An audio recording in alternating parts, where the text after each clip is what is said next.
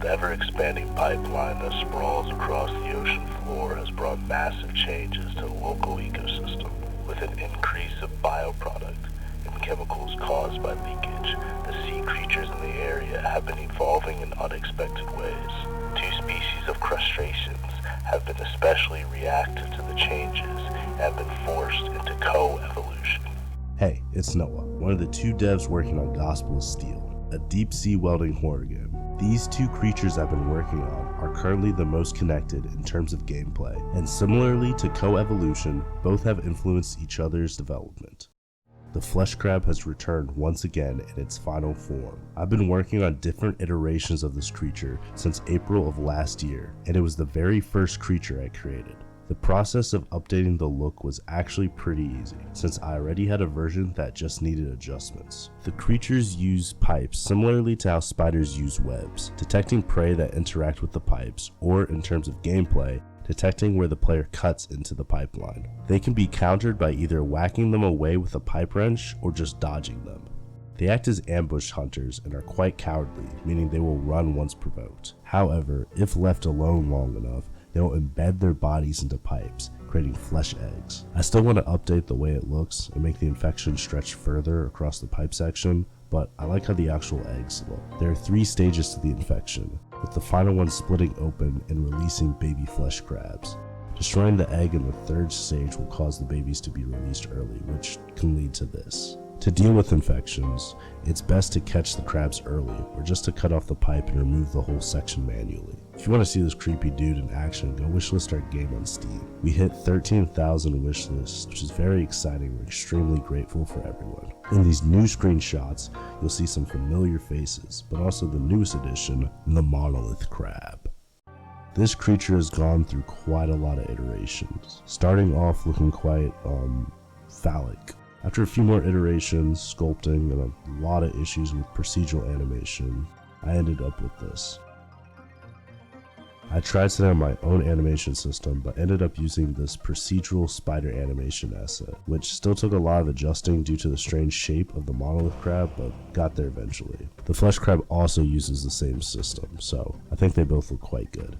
Now, despite the way it looks, the monolith crab is a friend. This creature cleans up pipelines of infections specifically caused by the flesh crabs. They will inject their eggs into living flesh crabs and consume the flesh eggs that are growing, making them great to keep around. I always want to strike a nice balance between hostile and passive creatures, so players attempt to observe and learn about the ecosystem before trying to interact with it. And the monolith crab is definitely an example of don't judge a book by its cover. Similarly to the echoing nailhead, this creature is also blind. It uses the pipeline to navigate the sea floor, only being able to detect things attached to the pipeline. This makes the monolith crab a double-edged sword, as it will destroy infections, but also anything the player may attach to the pipeline.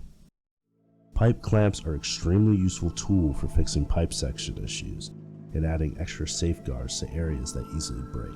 Pipe segments can break down in many ways, from small leaks and blockages to massive ruptures or overpressured sections. In a lot of ways the pipes can have problems, and the player must assess and decide the best way to fix each segment. Although all problems can be solved simply by replacing the whole segment, clamps exist as a fast way to fix all these problems. Each clamp type is broken into 3 sections: control, utility, and protection. The control clamps include the resistor clamps, which act as a valve and allow for quick work on segments, making it a necessity. Pump clamps allow for an increase or decrease of flow speed, which can help boost weak systems. And pressure equalizer clamps are very expensive but prevent bursts or implosions caused by pressure issues. For utility clamps, the filter clamp delays infections and blockages. It doesn't outright stop blockages, but it makes it very easy to deal with. Sensor clamps are also a necessity, as it sends pipeline updates to the habitat, allowing for better monitoring. Drain clamps allow for a full flush of buildup but can also waste product. And lastly is the protection clamps, which include reinforcement clamps and structural lock clamps. Both act as band-aids to bigger problems but will prevent overpressure and underpressure sections, respectively. The monolith crab tends to confuse clamps with flesh eggs, so keep that in mind when placing them. But yeah, the clamps are a fairly important part of gameplay to add variation and player choice to how they approach problems. Clamps are only temporary fixes and can lead to even larger problems, so it's always a balance of dealing with the consequences of your own actions. Anyway, here's some extra stuff I've been working on too. I created this diving helmet with some diegetic UI on it. UI is not finished, but it uses the same system as the console, so I can put whatever I want on it, including my cat. I also updated some of the interactions, such as grabbing and throwing objects. I put together a FIGMA page, linked in description, that includes all the creatures, concepts, and even scrapped creatures. I'll try to keep it updated as I continue to add more. Also finally updated the Steam page to have better screenshots, so definitely check it out and wishlist it while you're there. Lastly, we have a Discord now. Come join, share cool art, and check up on the progress of the game.